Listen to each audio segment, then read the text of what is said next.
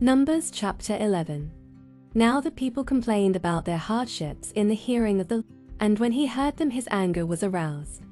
Then fire from the Lord burned among them, and consumed some of the outskirts of the camp. When the people cried out to Moses, he prayed to the Lord, and the fire died down. So that place was called Tabor, because fire from the Lord had burned among them. The rabble with them began to crave other food. And again the Israelites started wailing and said, "If only we had meat to eat. We remember the fish we ate in Egypt at no cost, also the cucumbers, melons, leeks, onions, and garlic. But now we have lost our appetite. We never see anything but this manna." The manna was like coriander seed and looked like resin. The people went around gathering it, and then ground it in a hand mill or crushed it in a mortar. They cooked it in a pot or made it into loaves, and it tasted like something made with olive oil. When the dew settled on the camp at night, the manna also came down. Moses heard the people of every family wailing at the entrance to their tents. The Lord became exceedingly angry, and Moses was troubled. He asked the Lord, "Why have you brought this trouble on your servant? What have I done to displease you that you put the burden of all these people on me? Did I conceive all these people? Did I give them birth? Why do you tell me to carry them in my arms, as a nurse carries an infant, to the land you promised on oath to their ancestors? Where can I get meat for all these people? They keep wailing to me, 'Give us meat to eat.' I cannot carry all these people by myself. The burden is too heavy for me. If this is how you are going to treat me, please go ahead and kill me if I have found favor in your eyes, and do not let me face my own ruin." The Lord said to Moses, "Bring me 70 of Israel's elders who are known to you as leaders and officials among the people. Have them come to the tent of meeting, that they may stand there with you. I will come down and speak with you there, and I will take some of the power of the Spirit that is on you and put it on them. They will share the burden of the people with you so that you will not have to carry it alone. Tell the people, consecrate yourselves in preparation for tomorrow, when you will eat meat. The Lord heard you when you wailed. If only we had meat to eat, we were better off in Egypt. Now the Lord will give you meat, and you will eat it. You will not eat it for just 1 day, or 2 days, or 5, 10, or 20 days. But for a whole month, until it comes out of your nostrils, and you loathe it because you have rejected the Lord, who is among you, and have wailed before him, saying, 'Why did we ever leave Egypt?'" Numbers chapter 12. Miriam and Aaron began to talk against Moses because of his Cushite wife, for he had married a Cushite. "Has the Lord spoken only through Moses?" they asked. "Hasn't he also spoken through us?" And the Lord heard this. Now Moses was a very humble man, more humble than anyone else on the face of the earth. At once the Lord said to Moses, "Aaron and Miriam, come out to the tent of meeting, all 3 of you." So the 3 of them went out. Then the Lord came down in a pillar of cloud. He stood at the entrance to the tent and summoned Aaron and Miriam. When the 2 of them stepped forward, he said, "Listen to my words when there is a prophet among you. I, the Lord, reveal myself to them in visions. I speak to them in dreams, but this is not true of my servant Moses. He is faithful in all my house. With him I speak face to face. Clearly and not in riddles he sees the form of the Lord. Why then were you not afraid to speak against my servant Moses?" The anger of the Lord burned against them, and he left them. When the cloud lifted from above the tent, Miriam's skin was leprous, it became as white as snow. Aaron turned toward her and saw that she had a defiling skin disease. And he said to Moses, "Please, my Lord, I ask you not to hold against us the sin we have so foolishly committed. Do not let her be like a stillborn infant coming from its mother's womb with its flesh half eaten away." So Moses cried out to the Lord, "Please, God, heal her." The Lord replied to Moses, "If her father had spit in her face, would she not have been in disgrace for 7 days? Confine her outside the camp for 7 days. After that she can be brought back." So Miriam was confined outside the camp for 7 days, and the people did not move until she was brought back. After that, the people left Hazareth and encamped in the desert of Paran. Numbers chapter 13. The Lord said to Moses, "Send some men to explore the land of Canaan, which I am giving to the Israelites. From each ancestral tribe send one of its leaders." So at the Lord's command Moses sent them out from the desert of Paran. All of them were leaders of the Israelites.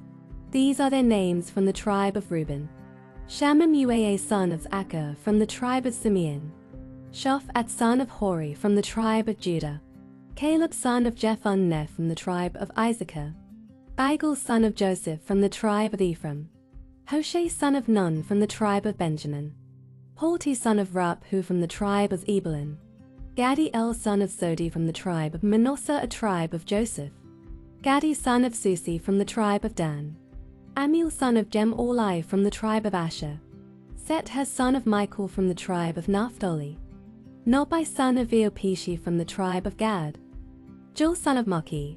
These are the names of the men Moses sent to explore the land. Moses gave Hoshea son of Nun the name Joshua. When Moses sent them to explore Canaan, he said, "Go up through the Negev and on into the hill country.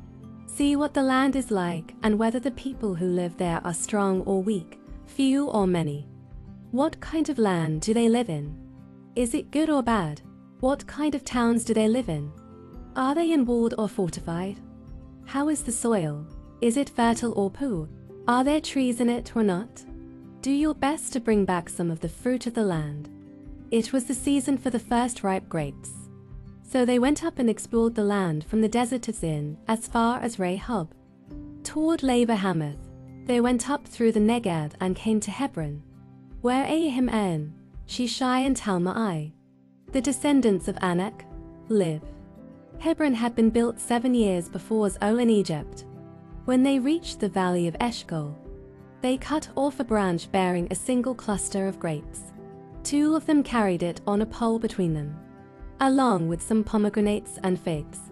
That place was called the Valley of Eshcol because of the cluster of grapes the Israelites cut off there. At the end of 40 days they returned from exploring the land. They came back to Moses and Aaron and the whole Israelite community at Kadesh in the desert of Paran. There they reported to them and to the whole assembly and showed them the fruit of the land. They gave Moses this account: "We went into the land to which you sent us, and it does flow with milk and honey. Here is its fruit, but the people who live there are powerful, and the cities are fortified and very large. We even saw descendants of Anak there. The Amalekites live in the Negev. The Hittites, Jebusites and Amorites live in the hill country, and the Canaanites live near the sea and along the Jordan." Then Caleb silenced the people before Moses and said, "We should go up and take possession of the land, for we can certainly do it." But the men who had gone up with him said, "We can't attack those people. They are stronger than we are." And they spread among the Israelites a bad report about the land they had explored. They said, "The land we explored devours those living in it. All the people we saw there are of great size. We saw the Nephilim there, the descendants of Anak come from the Nephilim. We seemed like grasshoppers in our own eyes, and we looked the same to them." Mark chapter 5, verse 21 to 43. When Jesus had again crossed over by boat to the other side of the lake, a large crowd gathered around him while he was by the lake. Then one of the synagogue leaders, named Jairus, came, and when he saw Jesus, he fell at his feet. He pleaded earnestly with him, "My little daughter is dying. Please come and put your hands on her so that she will be healed and live." So Jesus went with him.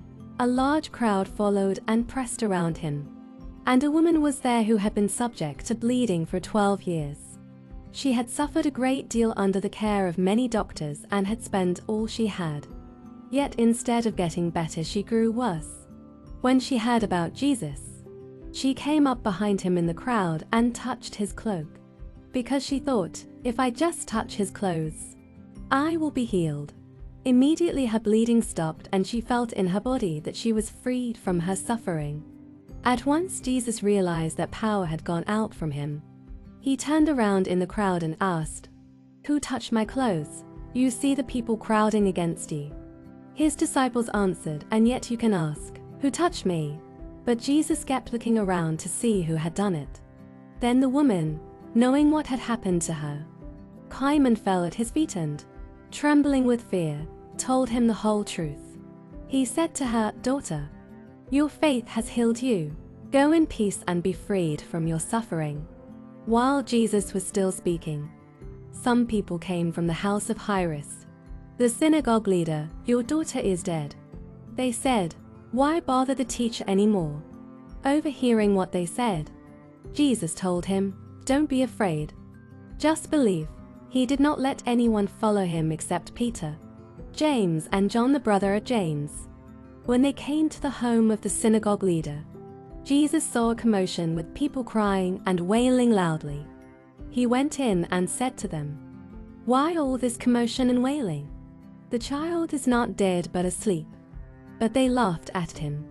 After he put them all out, he took the child's father and mother and the disciples who were with him, and went in where the child was. He took her by the hand and said to her, "Talitha koum," which means, "Little girl, I say to you, get up." Immediately the girl stood up and began to walk around. She was 12 years old. At this they were completely astonished. He gave strict orders not to let anyone know about this, and told them to give her something to eat.